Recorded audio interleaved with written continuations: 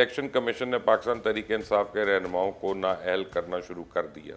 तमाम हिंदू एंकर जो हैं और उनके एनालिस्ट, उनको डिप्रेशन है कि तहरीक इंसाफ के लोगों को क्यों नाअहल कर दिया गया। तो मैं आपको एक बात बड़ी गारंटी से कह दूं कि जो भी जिम्मेदार होगा 9 मई के अंदर, उसको छोड़ा नहीं जाएगा, उसको बख्शा नहीं जाएगा, उसको माफ़ी नहीं मिलेगी। लेकिन अब जो बाकी बच गए हैं लोग तहरीक इंसाफ के, वो भी बोरिया बिस्तरा बांध लें, अब उनको भी बड़ी कड़ी से कड़ी सज़ा होने वाली है। ये क्या हसीन इत्तेफाक है कि तहरीक इंसाफ जब भी, जिस दिन भी उसने एहतजाज करना होता है या तहरीक करनी होती है, उससे हिंदुस्तान को फ़ायदा होता है।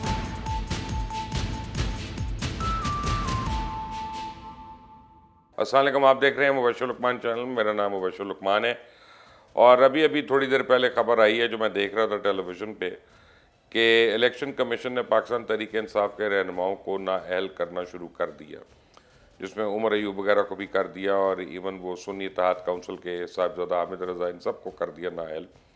और ये होना था, जो सज़ा याफ्ता मुजरिम है वो फिर असम्बली या सेनेट का तो रुकन नहीं रह सकता, और इनको भी पता था इस बात का।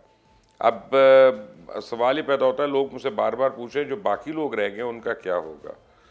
तो मैं आपको एक बात बड़ी गारंटी से कह दूं कि जो भी जिम्मेदार होगा 9 मई के अंदर, उसको छोड़ा नहीं जाएगा, उसको बख्शा नहीं जाएगा, उसको माफ़ी नहीं मिलेगी, और किसी किस्म की कोई माफ़ी नहीं मिलेगी, कोई वादा माफ़ नहीं बनाएंगे, वो कुछ नहीं करेंगे, इनको चाहिए ही नहीं वो उस टाइप का।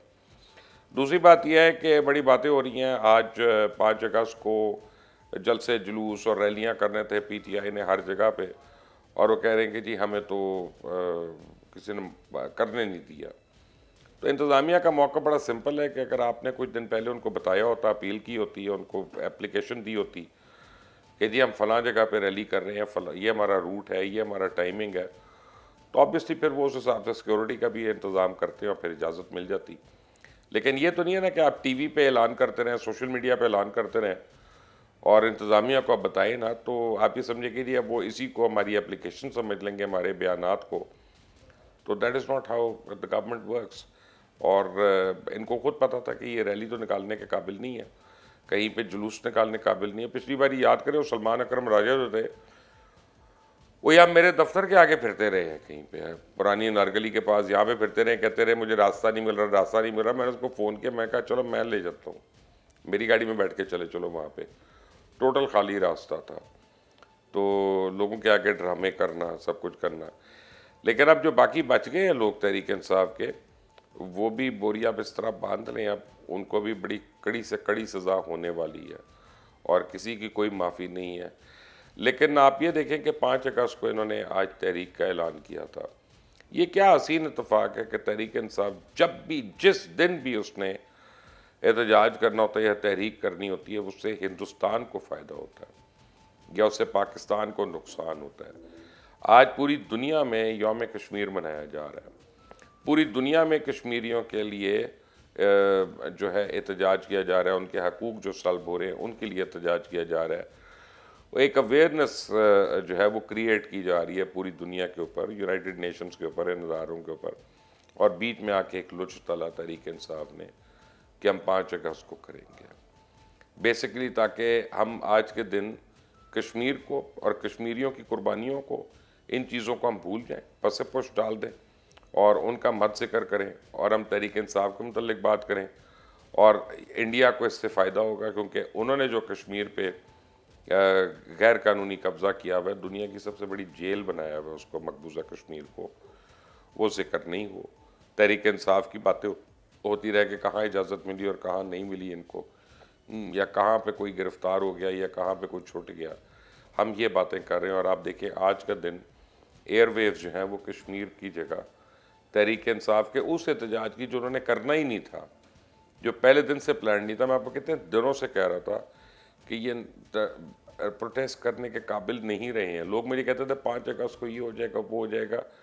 मैंने उनसे कहा 5 अगस्त को it will be business as usual. आज मैं पूरे लाहौर में निकला हूँ, मैं बेदिया से निकला, DHA गया, वहाँ से मैं कंटोनमेंट निकला, कंटोनमेंट से मैं कोट लखपत गया, कोट लखपत से मैं जौहर टाउन गया, जौहर टाउन से वेलेंसिया गया, वहाँ से नहर पे आया, वहाँ से मैं ये मेयो अस्पताल आया हूँ।